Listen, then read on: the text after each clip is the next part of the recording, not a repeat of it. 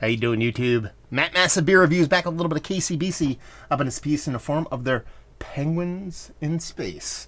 This be a Session India Pale Ale coming at 4.9% alcohol by volume. This was canned just under a month ago. And it's Mosaic, Motueka, and Centennial hops. Barley, wheat, and rye. Yeah. Comes courtesy of my boy Kyle from Brooklyn. Sent me off a bunch of Brooklyn jams, and I'm excited for this. I'm a big fan of what KCBC does, and as you all know, this dude loves his sessions, and we'll see what's what. Yeah, a little bit of a little cartoony action as they want to do, comic action, I should say, and penguins in space, a la pigs in space, maybe. I don't know. White penguins? I don't know. And there's a walrus. What are you going to do? Yeah, so I dig the art design. As far as the beer looks, I mean, look at that sucker. It's exactly what you want from a low ABV hazy. It looks bigger, it looks bright, it looks summery. It looks all the parts of what you'd want from one of these beers. I mean, it's vibrant, almost kind of coming out of the glass as far as looks goes. And you give it a swirl, give it a whirl. That head kind of comes back, pinky finger, just probably micron off kind of white. And then just this rich glow of a body to it. So, yeah, it's good news. If I don't like this beer, I'm going to be angry at myself. I won't be angry at the beer. Man. Running a gamut here. A little bit of stone fruit, definitely a hefty dollop of citrus, leaning grapefruit, pineapple. I dare say there's a little bit of rinky-dink in here. A little bit of like an oniony, scalliony kind of thing floating around there that has me kind of all kinds of hot and bothered. Man, that smells really good. For a nose, I mean, that's probably about as aggressive as you can possibly get when you're sub 5%. I mean, it's really kind of just like bursting at the seams. Smells more like a 6.5, pushing 7% kind of IPA. So that running that fruit gamut, you're definitely getting like a tropical fruit leaning into stone fruit, but that citrus leads the way with that grapefruit pineapple thing, and then that little danky thing. I think it's a scalliony thing mixed with the weediness, but that's not nearly as big as the citrus portion of the show. So what we're gonna do?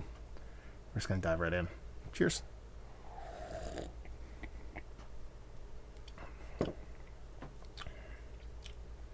That's tasty. It's very, very, very tasty.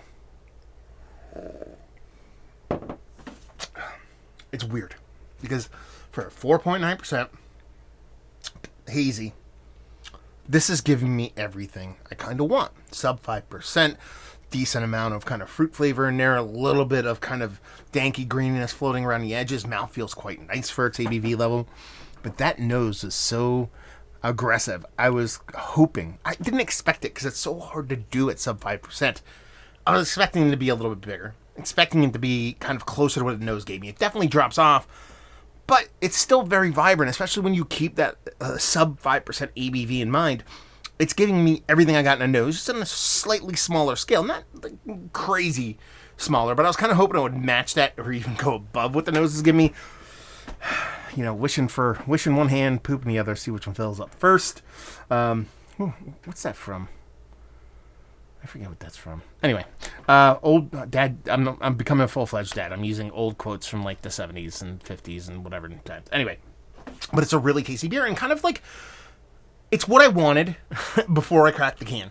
And I know that's kind of like we shouldn't do that, preconceived notion, beer review, whatever. But I was like, if it gets to where I'm drinking it now, I'm like, this is up there. This is up towards the top, towards Mount Rushmore, a status of low ABV hazies. But that nose threw me for a loop. Such a great, vibrant, and delicious and expressive nose that it kind of made me tantalized for something a little bit more aggressive, but it's absolutely fantastic. Light, summery, drinkable, has a beautiful mouthfeel though, so it has that kind of cool trick where it's super drinkable, but it still has a nice soft mouthfeel. And then just giving me, running that gamut of fruits, leaning heavily in that citrus side. Yeah, I don't get that scalliony, danky, ranky, oniony thing here, but I do get a weed, slightly green, subtly weedy component in it, so that's quite nice. And just a really tasty beer. Never turning this thing down, ever. I would buy 4 packs of this and chug the crap out of it.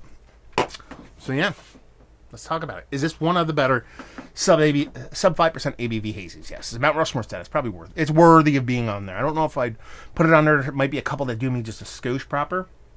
more, but in the grand scheme of things, it deserves to be. Value and availability on this thing. Oh, Kyle, let me know. If this is coming in at 14 or less a 4-pack, then that's what I'm talking about. Because that's what it should be. But it's Brooklyn, it's KCBC, probably closer to 15, 16, I would imagine. And leave you with, if you like what we like this beer, if you like low ABVs, done. That's the discussion I have. A lot of people write me because that's what they're looking for, because that's kind of where I lean and what that soapbox, that hill I die on. And if you're looking for low ABV haze and you have access to this beer, what else? You just pick it up, because that's what you're getting. Great low ABV haze. So there you go. Review in a books. Thank you very much for sending us off, Kyle. If you guys have any comments or questions, down there. If you want to reach out to me, social media, Massive Beers, doing a podcast thing, which is back. Beer Massif, and hopefully you guys enjoyed the review. Hopefully you're enjoying a little bit of KCBC right now, and hopefully see you next time. Cheers.